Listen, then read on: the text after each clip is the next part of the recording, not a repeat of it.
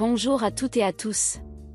En 1857, alors que Napoléon III régente le pays d'une main de fer, deux procès ont lieu dans le monde de la littérature à quelques mois d'intervalle. Flaubert et Charles Baudelaire comparaissent devant la 6e chambre du tribunal correctionnel de la Seine, sous le chef d'inculpation d'outrage à la morale publique et religieuse et aux bonnes mœurs, et en face du même procureur impérial, Ernest Pinard. Le premier est acquitté, alors que le second est condamné, mais dans les deux jugements se retrouve identiquement le blâme pour excès de réalisme. Le procès eut lieu le 29 janvier 1857, et non le 31 comme on le trouve parfois, à la suite d'une erreur commise par Flaubert lui-même dans son édition de 1873 chez Librairie Charpentier.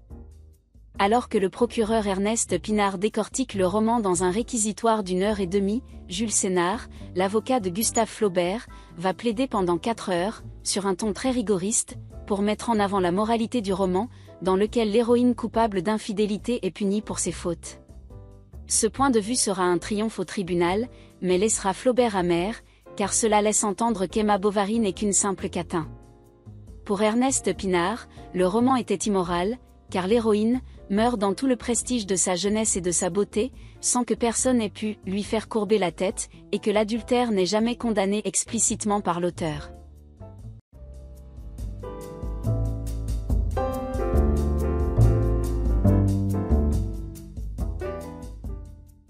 Le jugement est rendu 8 jours après le procès, le 7 février 1857, et Flaubert est acquitté. Le roman peut alors paraître en librairie, sans les coupures imposées par les dernières livraisons de la Revue de Paris.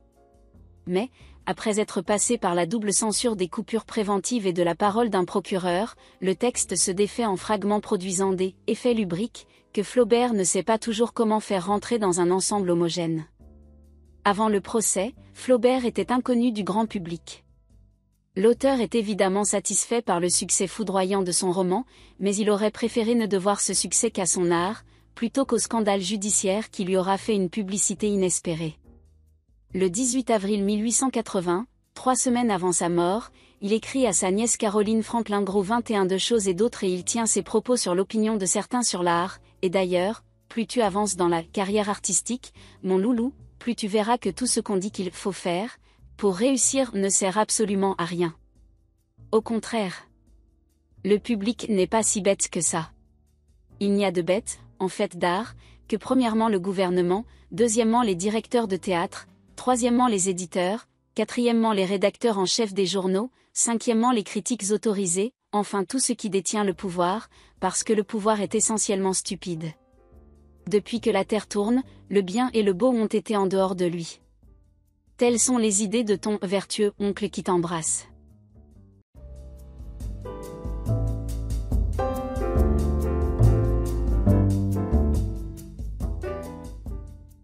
Gustave Flaubert est un écrivain français né à Rouen le 12 décembre 1820. Considéré, avec Victor Hugo, Stendhal, Balzac et Zola, comme l'un des plus grands romanciers français du XIXe siècle, Flaubert se distingue par sa conception du métier d'écrivain et la modernité de sa poétique romanesque. Prosateur de premier plan de la seconde moitié du XIXe siècle, Gustave Flaubert a marqué la littérature universelle par la profondeur de ses analyses psychologiques, son souci de réalisme, son regard lucide sur les comportements des individus et de la société. La force de son style se révèle dans de grands romans comme Madame Bovary, Salammbô, L'éducation sentimentale ou le recueil de Nouvelles 3 contes. Ces dernières années sont assombries par la disparition de ses amis, les difficultés financières et des problèmes de santé. Il meurt subitement le 8 mai 1880, à Canteleu, au hameau de Croisset, foudroyé par une hémorragie cérébrale. Son enterrement au cimetière monumental de Rouen se déroule le 11 mai 1880, en présence de nombreux écrivains importants qui le reconnaissent comme leur maître, qu'il s'agisse d'Émile Zola, d'Alphonse Daudet, d'Edmond de Goncourt, de Théodore de Banville ou de Guy de Maupassant, dont il a encouragé la carrière depuis 1873.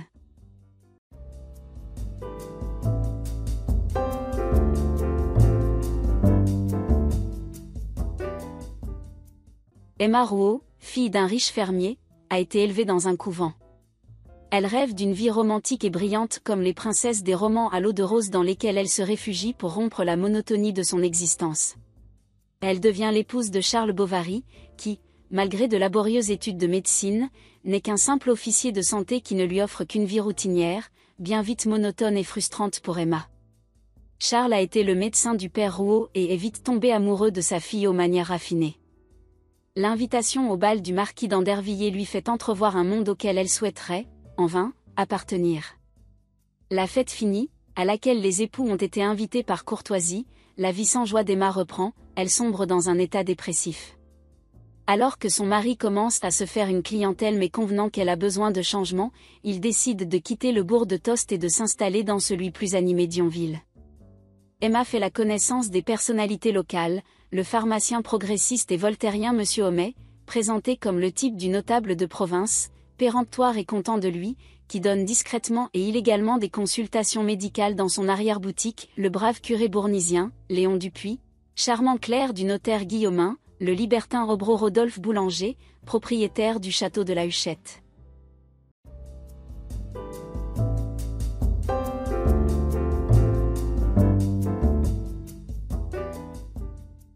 Emma est déçue par la naissance de la petite Berthe, puisqu'elle aurait préféré mettre au monde un garçon voué à un grand destin. Elle s'enlise dans l'ennui et perd tout espoir d'une vie meilleure. Elle n'éprouve plus aucun amour pour Charles, qui pourtant ne lui veut que du bien. Elle ne parvient pas non plus à aimer sa fille, qu'elle trouve laide et qu'elle confie à Madame Rollet, nourrice vénale qui vit dans une pauvreté sordide. Elle laisse libre cours à ses dépenses compulsives chez son marchand d'étoffes et autres colifichets, Monsieur Lheureux. Elle repousse les avances de Rodolphe et de Léon, puis elle finit par céder, se révélant une amante passionnée prête à quitter mari et enfant. Mais ses amants se lassent vite du sentimentalisme exacerbé et effrayant de la jeune femme qui rêve de voyage, de luxe et de vie aventureuse. Emma a accumulé une dette envers Monsieur Lheureux, qui exige d'être remboursée. Les amants d'Emma ont refusé de lui prêter la somme due, les biens des Bovary vont être saisis. Acculée, Emma se suicide. Charles meurt de chagrin. À la mort de ses parents, Berthe est confiée à une tante, pauvre, qui l'envoie travailler dans une filature de coton pour subsister financièrement. Le roman s'achève sur Monsieur Homais qui vient de recevoir la Croix d'honneur.